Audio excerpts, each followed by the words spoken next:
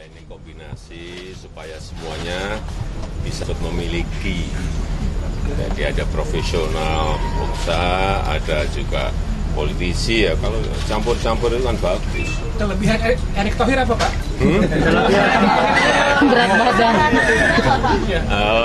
Bajunya bagus. Ya saya kira nggak usah saya ceritakan lah, semua orang tahu Pak Erick Thohir itu siapa. Dia seorang profesional pengusaha yang ya pengusaha besar ya, yang memiliki media, memiliki klub bola, memiliki klub basket, memiliki begitu banyak. Pak, yakin Pak Erick Thohir bisa berpolitik, Pak? Apanya? Ini bukan urusan berpolitik.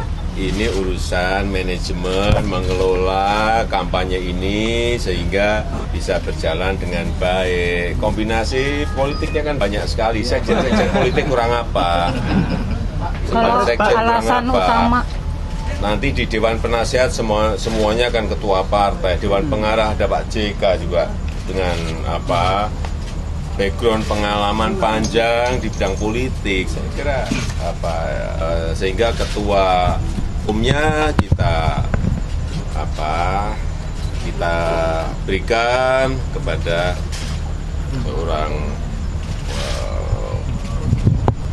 profesional muda pengusaha yaitu Pak Erick Thohir. Pak Jokowi ada instruksi khusus nggak terkait posisi Pak Erick di Nasgo?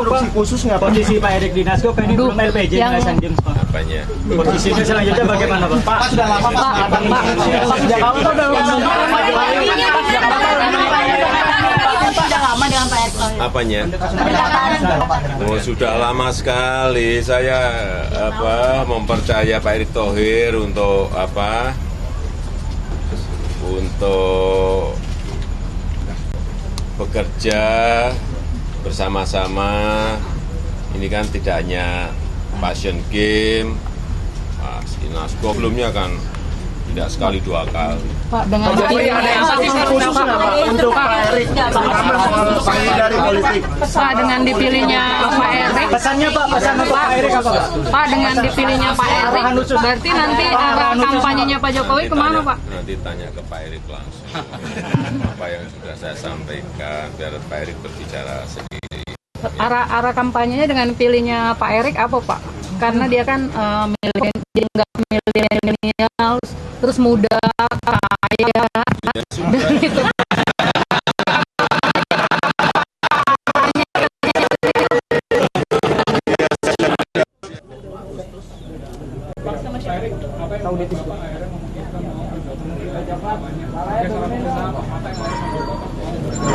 Ya, saya rasa balik kalau dilihat dari rekan saya itu kan hanya di media olahraga.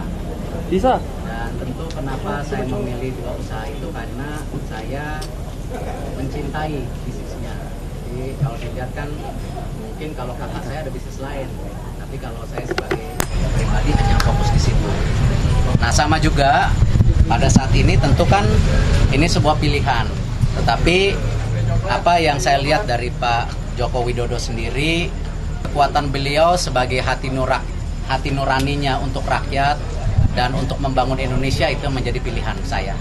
Ada kekhawatiran nggak Pak nantinya bisnis Bapak akan terganggu ketika Bapak masuk dalam ketua tim kampanye? Saya rasa tadi Pak Joko Widodo sudah menjelaskan bagaimana diharapkan poin saya di sini sebagai profesional. Dan alhamdulillah selama ini memang kerjaannya sudah ditinggal 2 tahun 3 bulan. Dan ternyata alhamdulillah jalan juga. Jadi saya rasa ini juga kesempatan tadi usaha-usaha yang kebetulan kembali pada saat ini Allah berikan kepada saya, ya bisa berjalan baik dengan kepercayaan kepada profesional saya.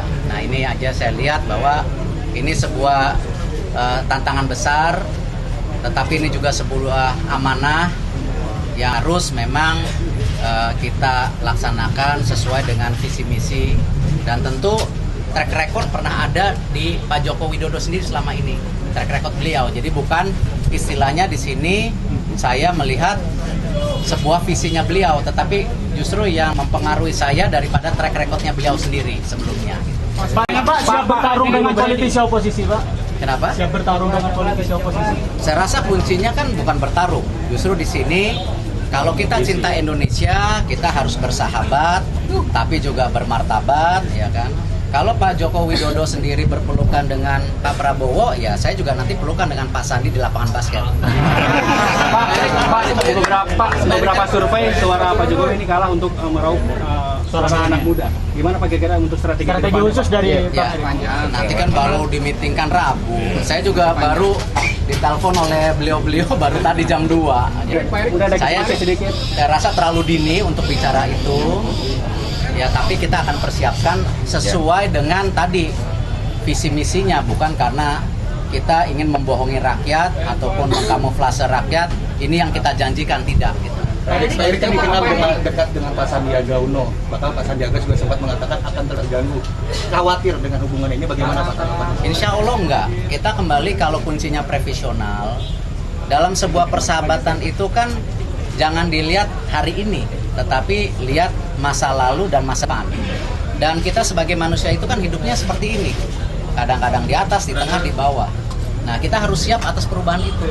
Dan insya Allah kami di sini sendiri tadi, kalau dibilang bertarung kita keberatan. Di sini kita ingin mempunyai ya pesta demokrasi yang bersahabat, menunjukkan kepada dunia bahwa kita bangsa besar.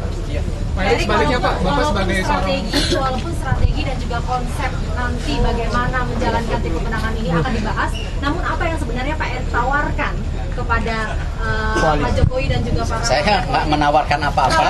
Ya.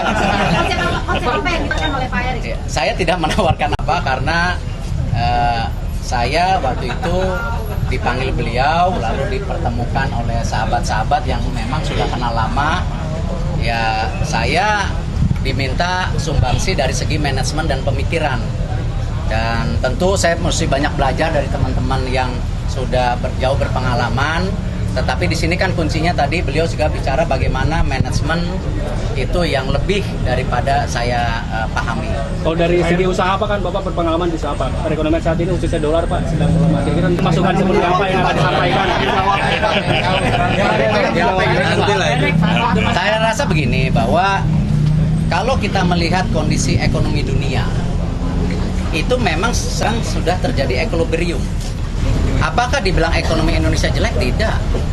Data-data menunjukkan beda 98 dan sekarang jauh posisinya. Tetapi ini ada equilibrium yang terjadi di dunia. Dan tentu pasti ada yang lebih ahli dari saya. Ya, yang tentu pada saat ini di pemerintahan, karena pada saat ini kan kita bicara baru calon. Ya, saya tidak mau misalnya atau tim kami tidak mau mengatasnamakan pemerintah karena saya yakin pemerintah lebih tahu. Dan saya rasa banyak sekali figur-figur yang kuat di pemerintah, di ekonomi, ya, dan insya Allah pasti ada hal-hal yang akan disampaikan. Karena gini, masing-masing negara punya suatu strategi sendiri-sendiri. Apa yang terjadi di Turki buat sendiri, apa yang terjadi di negara buat sendiri. Nah, tentu itu ada hal yang lebih expert dari kita semua. Terima kasih. Ya.